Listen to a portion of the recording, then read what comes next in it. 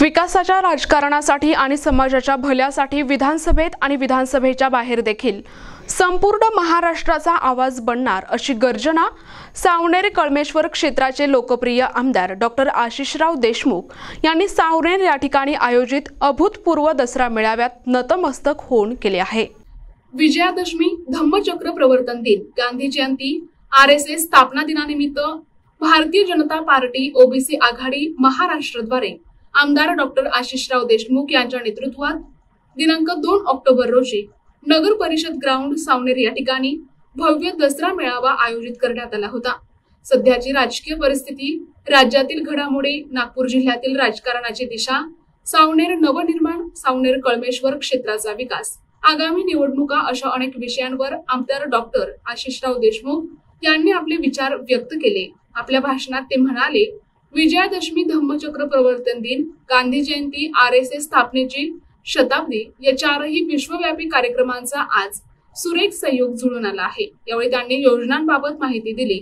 या प्रसंगी मंचावर डॉक्टर राजीव पोद्दार, मनोहर कुंभारे, ॲडव्होकेट अरविंद लोधी, अशोक धोटे, रामराव मोवाडे, पियुष बुर्डे, आयुषी धपके, मंदार मंगळे, दिगंबर सुरतकर, प्रमोद हत्ती, राजू घुगल, तेजस्विनी लाड आदी मान्यवर उपस्थित होते। रावण दहन नंतर कार्यक्रमाची सांगता झाली। त्यावेळी जनसमुदाय उपस्थित होता। रघुनाथाय नाथाय सीताय पतये नमः। सियावर रामचंद्र की जय श्रीराम। आज्ञा विजयादशमीच्या तसेच धम्मचक्र प्रवर्तन आणि महात्मा गांधी जयंतीच्या सर्वांना मनपूर्वक हार्दिक शुभेच्छा देतो। विनम्र अभिवादन इथं उपस्थित असलेल्या प्रत्येक व्यक्तीला त्या निमित्ताने करतो।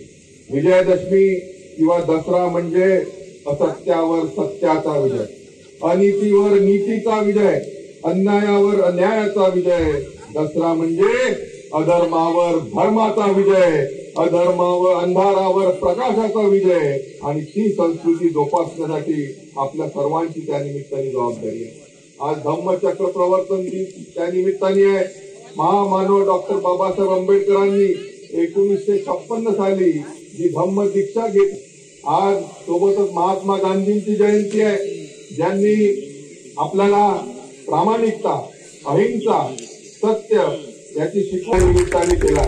याच दिवसाला प्रभू श्रीरामाने अहंकार रूपी रावणाचा वध कालखंडामध्ये तुम्हा सर्वांना माहित आहे, यापूर्वीचे सत्ताधारी तुमच्या सोबत जमीनदार म्हणून कित्येक वर्ष वागणूक करत होते, परंतु तुमचा आशिष तुम्हा सर्वांचा सालदार म्हणून येणाऱ्या पुढच्या काळामध्ये काम करेल आणि सदैव तुमचा सालदार म्हणूनच राहील।